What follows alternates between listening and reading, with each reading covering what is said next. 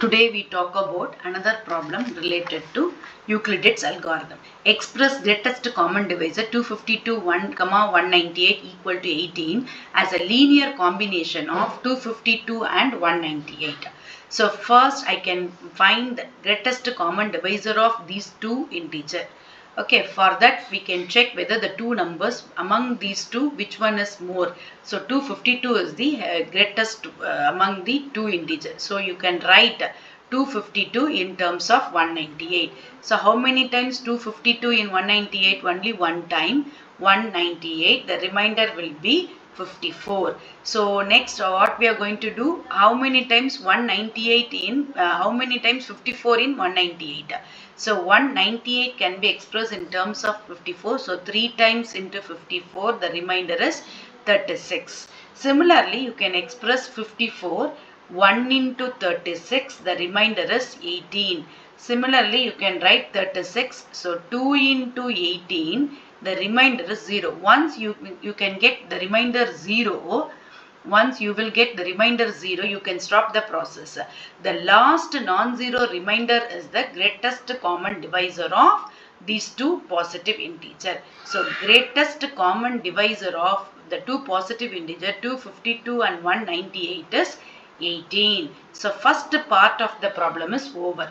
So next what we are going to do, we are going to be manipulate 18 as a linear combination of 252 and 198. For that, I am going to apply one of the theorem under greatest common divisor. Greatest common divisor of a comma b can be expressed as an integral linear combination of a comma b. That means there exists an integer m comma n such that greatest common divisor of a comma b will be equivalent to m times a plus n times b, where m and n are integers. Okay, this is one of the property under greatest common divisor. This is very, very important. 18 can be expressed as an integral linear combination of a comma b. Okay, so this is our aim. Our aim is to write the greatest common divisor as a linear combination of the two positive integers. So what we are going to be express 18. You just see the board. 18 means how we are going to write 18 in terms of 54 minus 1 into 36. So 54 we are going to be expressed in terms of 252 and 198. Okay, 54 minus 36 can be expressed as, see, 198 minus 3 into 54. Am I correct? So, okay, this is equivalent to, so minus into minus plus 3 times, 1 times. So, 4 into 54 minus 198.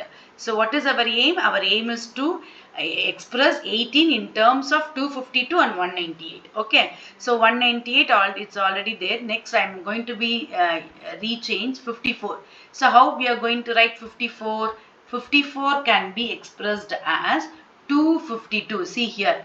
54 can be expressed as 252 in minus 198. 252 minus 198. 4 times 54 is 252 minus 198 minus 198. This is equivalent to 4 times 252 minus 4 minus. So 5 times 198. See. So what about your m? Your m is 4. What about your n? Your n is, this is same as m into a plus n into b. M is 4, n is minus 5. Isn't it? So 18, greatest common divisor can be expressed as a linear combination of the two positive integers. Okay, so this is also same as 4 can be expressed. Here I am going to adding and subtract. So adding and subtract 4 plus 198. This is also same as 252 plus, or you can write minus 5 plus 252 into 198. See the board. 4 times 252 minus 5 times 198. So here I am going to add these two numbers. Subtract these two numbers. You will get the same answer only. It won't be changed. So 198 plus 4 is 202 into 252 minus 257 into 198. This is also a linear combination of the two positive integer m and this is n.